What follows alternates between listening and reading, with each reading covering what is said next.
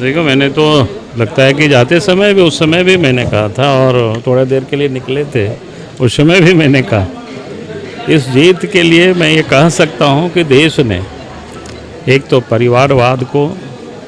और दूसरा जो तुष्टीकरण की राजनीति को पूरी तरह से नकार दिया। चाहे यूपी हो, गोवा हो, मणिपुर हो, उत्तराखंड हो, नहीं, वहाँ की सरकार ने जो विकास का जो काम किया उस पर वहाँ की जनता ने फिर से मुहर लगा दी, और देश के यशस्वी प्रधानमंत्री के कुशल नेतृत्व में, देश के जो भारतीय जनता पार्टी के राष्ट्रीय अध्यक्ष जेपी नड्डा जी के संगठन के नेतृत्व में, और चुनाव के जो चाणक्य माने जाते हैं अमित शाह जी, इन सब का एक सामूहिक, जिसको कहते हैं प्रयास, और 5 वर्षों तक उन राज्यों में जो भारतीय जनता पार्टी की सरकार रही, वहाँ के मंत्री, वहाँ के मुख्यमंत्री के नेतृत्व में जो लोगों ने काम किया, और आज वहाँ की जनता ने उस पर फिर से मोहर लगाई, क्योंकि अब देश की जनता ने विकास के लिए अब वोट दे रही है, ये बिल्कुल स्पष्ट हो चुका है। चाहे कांग्रेस पार्टी, आपने देखा कि चुनाव के समय विरोधियों ने किस प्रकार से हिंदू मुसलमान करने की लोगों ने कोशिश की। ये चुनाव के समय भी आप सबने देखा होगा कि कहाँ कर्नाटक में जो मुस्लिम लड़की को हिजाब पहनाया गया, बहुत लोगों ने प्रयास किया, लेकिन अब उन लोगों के चेहरा से लोग वाकिफ हो चुके हैं, जनता समझ चुकी है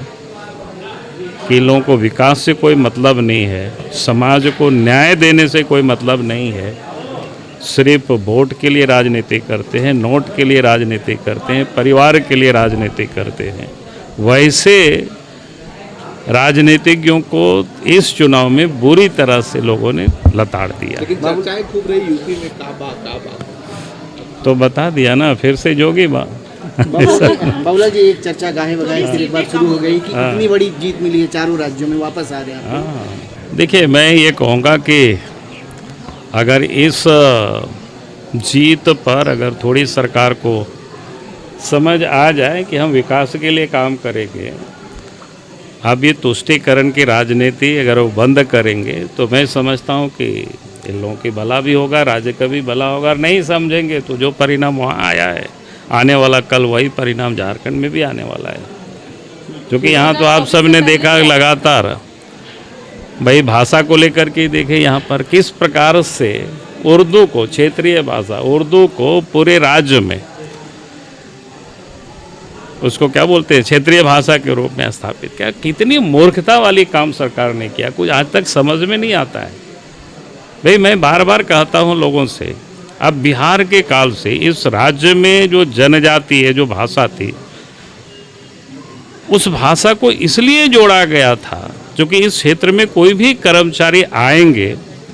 तो गांव में जाएंगे या गांव के लोग दफ्तर में आएंगे, खास करके जो ट्राइबल क्षेत्र में हिंदी वो नहीं जानता है, क्योंकि यहाँ की राजभाषा हिंदी है। बिहार के समय भी हिंदी था, झारखंड बनने के बाद भी हिंदी है। इसलिए उन लोगों से आप देखे होंगे पूर्व में जो पदाधिकारी भी जो आते हैं चुन करके, उनको भी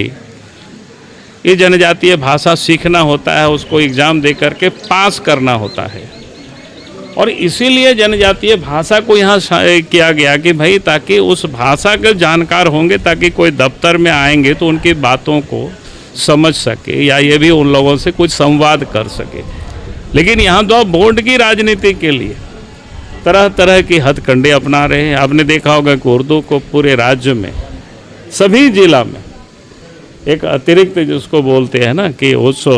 जनजातीय भाषा को छोड़ करके एक उर्दू को जोड़ दिया गया। पर ये समझता हूँ कि इस प्रकार की राजनीति अगर जेएमएम करते रहेगी, कांग्रेस करते रहेगी, तो फिर जनता इस बार उसको लताड़ देगी और यहाँ से भगा देगी पूरी तरह से।